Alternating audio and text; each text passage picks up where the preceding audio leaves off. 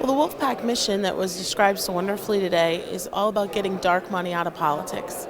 It is a bipartisan issue, and it impacts everyone and everyday people. It's about creating free and fair elections for all, making sure that the people on the ground are really represented, and by doing that, it's the Pact to end all PACs, basically, and to fight against Citizens United. I watch the Young Turks on TV, and I've been keeping up with what's going on in our country. And I'm really disappointed with Trump and his administration. And I just started to, I'm really frustrated and disillusioned. And I just said, when I heard about this meeting, or the fact that the Wolf-PAC wants to get this amendment to get money out of politics, I said, I'm all in favor for that. We were founded by John Cougar, who is the host of the Young Turks network. They are currently the largest online news show in the world. They get something absurd like 200 million views a month. And the reason that he decided to found Wolf-PAC was because he was really just tired of telling his audience that there's all this corruption happening in Washington, D.C., and no way to actually fix it. So he spent 3 years researching before he came to found Wolf-PAC.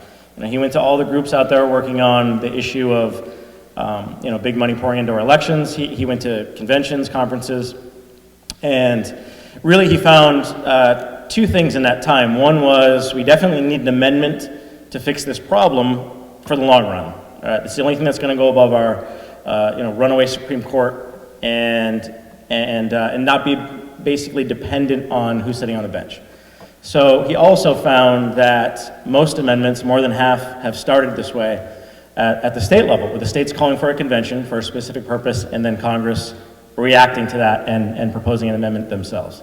So nobody was doing that, so he decided to found Wolf-PAC, and here we are a few years later, and as you just saw, 5 states so far calling for this convention. I think the convention path is the only option we have as everyday citizens.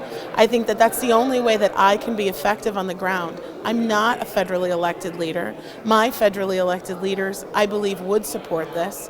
But how do I create momentum and inspire people across the country to make this happen? And how do I stay active and involved in the issue? This is the way to do it. I think it's the only way to go, the Article 5 convention. That's kind of the first thing that has to happen before anything else can happen. So many other improvements are dependent on that one thing happening, getting money out of politics. Connecticut, at the state legislative level, we're fortunate to have the citizens election program, and as a result you find that state legislators are much more accountable to their constituents. You don't find that at all, obviously, at the congressional level. When we have 32 states, in this case, to call for a convention, we are telling Congress that this is an issue that we care about, and because Congress has not responded to that issue, the states has taken it into their own hand. And one thing that I really like about the Article 5 convention process is that there are so many checks and balances in it. You have the Department of Justice that produced the report talking about the ability to limit it to one topic. You have the states with the ratification process. So any amendment that comes out of the convention will have to go through the states for ratification. And 75% of the states have to actually vote to ratify it. So it has to be a popular amendment that overwhelmingly the majority of the Americans support. Then you also have the delegates, which pledge an oath to go with what the state has sent them there for. So if the state sends them to come up with an amendment, and then after that amendment has come out of the convention, when the state sends them there to vote for it in the positive or in the negative, then that delegate has taken an oath to do just that. There are only 2 ways to get an amendment to the U.S. Constitution. One is through Congress. 2/3 of Congress can propose an amendment any day of the week. And in fact, since our founding, they've proposed over 11,000 amendments. The Only other way to do it is to get 2/3 of the state governments to apply for a convention for a specific purpose, and we can propose an amendment there at the state level. Congress is just not capable of proposing a decent amendment on this issue, and in the very least, without enough pressure from the states on it. As you see there, they have a 13% approval rating that varies. Recently, it was as low as, I think, like 6% or 7%. It's really hard to get an approval rating that low. You have to really earn it, and they have. So we don't trust them. We don't trust them to do it. Yes, you're going to get a few representatives in there once in a while who may fight for this issue, but we don't really have time to wait for them. It doesn't matter what your issue is. If it's the environment, we're past the point of when we needed to do something about that, according to a lot of people. If it's education, if it's fiscal responsibility, if it's the economy, if it's healthcare, everything ties back to the way that our campaigns are funded. And Congress is not fixing these issues. They're not addressing them. It is absolutely the most important issue. It is kind of like getting to the root cause of the disease that our country is suffering right now. So it is, it's essential, really, if we're going to recover and have a healthy democracy. It's absolutely necessary. I don't think there's very many people that think that Congress or our government are not corrupt. It's the root of all of the issues that are going on right now in our country, from the government shutdown to what we've seen happening with our Congress at the federal level. This is the issue. It's big money in politics, and dark money specifically.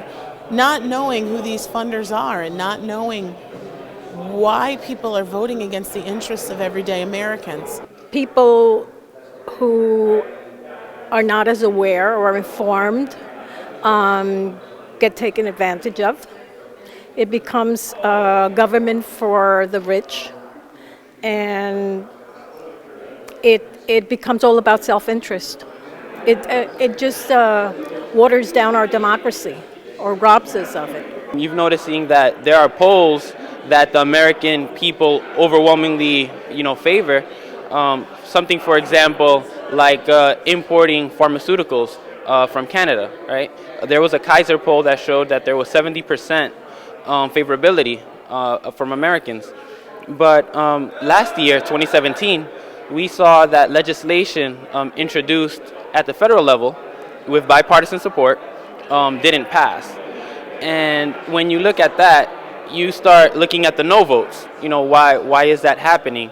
And you realize that those that voted no received huge campaign contributions from the pharmaceutical industries.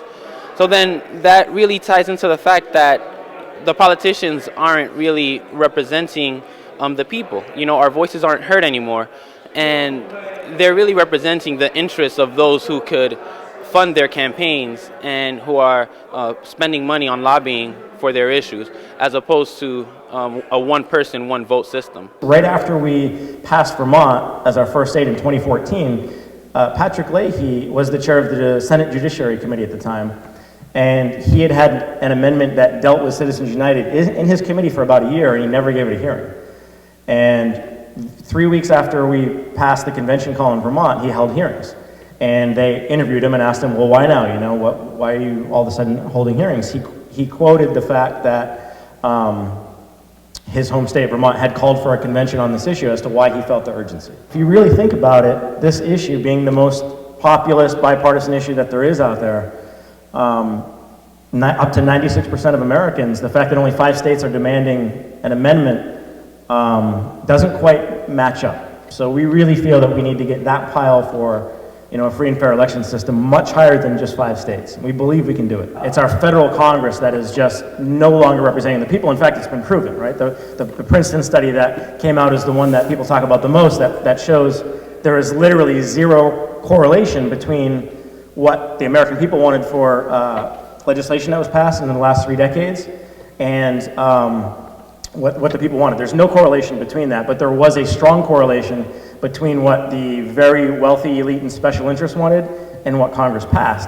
So if we can get a better election system where our elected officials are free to pass good legislation, because again, I don't believe that we send bad people to Congress, right? None of us do at Wolf-PAC. We send good people, but they're trapped in a bad system. So they're trapped, they're trapped in this system where they have to continue to raise tons of money, and it just works out where they continue to pass legislation that benefits the people that they're talking to on a daily basis. I actually think that it's something that can pick up momentum as it goes along, and it's brilliant because we're educating people about this issue as we go state to state across the country. I do think that it is likely eventually that Congress will pick up the mantle and run with this issue, but it'll have been because of this effort if it goes in that direction.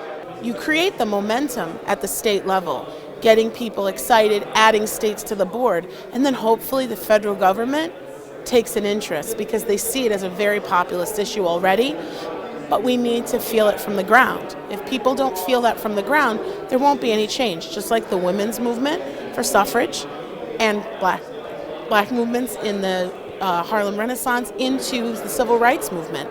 It all came from the ground, and it started somewhere with Sojourner Truth and the Ohio Convention, and how many years later was it realized for women's suffrage? Long after her death. Same thing with Frederick Douglass. He never saw civil rights movement, but I think he was a part of it. So that's important. You have to start somewhere, and you have to continue moving and working.